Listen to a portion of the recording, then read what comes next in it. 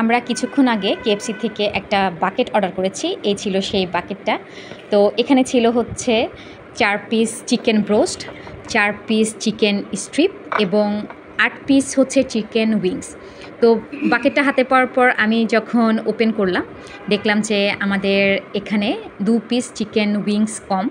তো আমাকে সাথে সাথে আমাকে যে নাম্বার থেকে ওরা মানে কল করে অর্ডার কনফার্ম করেছিল, আমি সেই নাম্বারে কল দিলাম।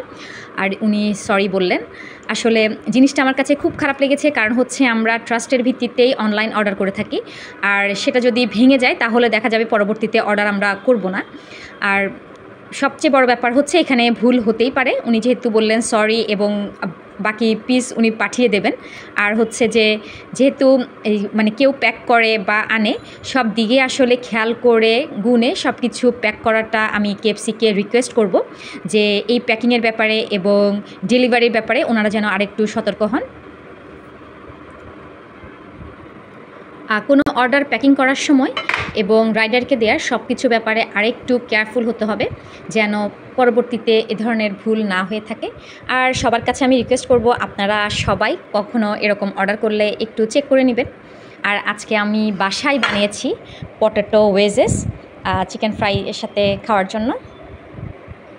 এই তো কেএফসি থেকে বেশ কিছুক্ষণ পর হলেও আমাদের সেই মিসিং ফ্রাইসটা পাঠানো হয়েছে, সাথে একটা গিফট।